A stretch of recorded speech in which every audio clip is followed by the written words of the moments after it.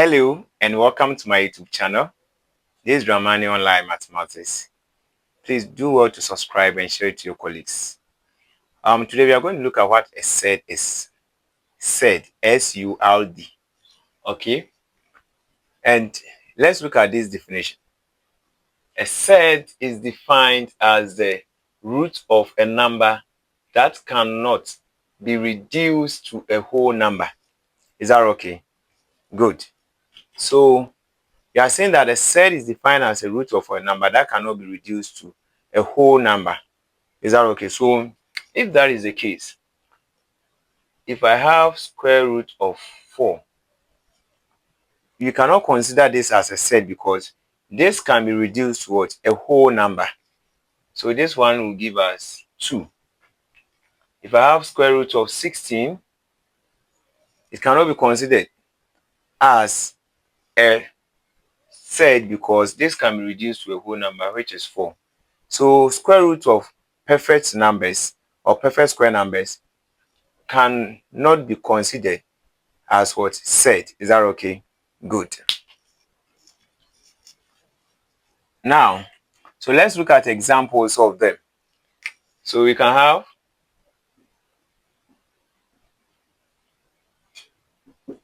have square root of 2. Okay. Now this square root of 2 cannot be reduced to a whole number. You can also have square root of 3, square root of 5, etc. Now you can also add yours, okay? You can have square root of 7, you can have square root of, so we talk about the prime numbers, right? Yes, good. Now let's look at some properties of surd. So we are able to establish what a surd is, and we said that is the one that cannot be reduced to what? A whole number. Now let's look at some properties of surd.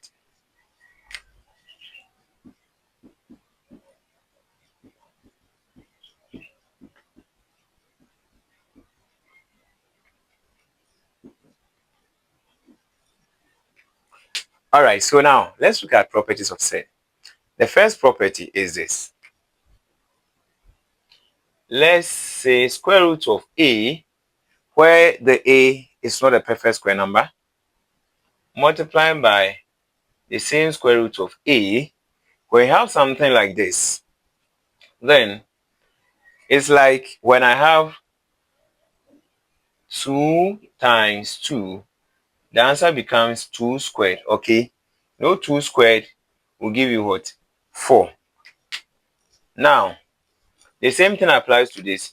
This and that will give us root of a, but because what is under the roots are the same, we square it. Now, this square here will cancel the root. So, this gives us what? A. That is the first property. Now, the second property is that if I have root A times root B, now if you look at this one here, the radicands, the ones under the radicands are not the same. Here is A, here is B.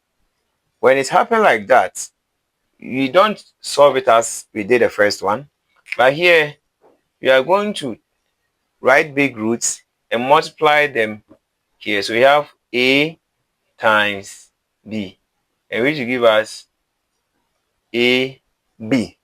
Is that all right? Very good. Now let's look at the next one. So you can have roots, that's 3. We can have A times root B.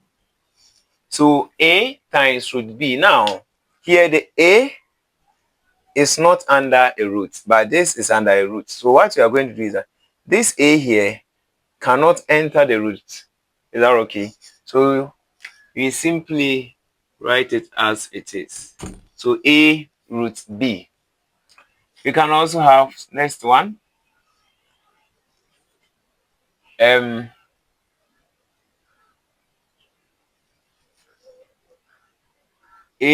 root B times C root D. So this one is going to give us A. So the outside you multiply it. So AC multiply by what? BD. Is that okay? So you multiply the outside ones and you multiply the inside one. So let's see if I can get some example for this. If I have 2 times root 3 times 4 times root 2, something like this.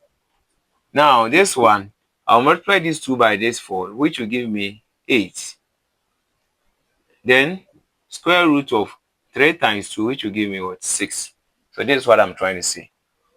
Now let's look at number 5, or property 5. For the next property, we have A root B times C root B. Now this one and the fourth property are almost the same, just that here you multiply the outside one, multiply by this one, because the inside ones are the same, it will act like this. Is that okay? So we are going to have root of B squared like this, so that the square cancel the root. You have A B. I hope that is okay. The next property, if I have root A plus root B, it is never equals to root A plus B. Is that okay? There's no way that the root A plus root B will give you root A plus B. No, it doesn't work like that. So for the addition side, it doesn't work like the multiplication. The same thing applies to this. A minus root B is never equals to root A minus A minus B. So this one too is not equal. So when it talks about addition and that of subtraction, it's never equals to this. You take note of that.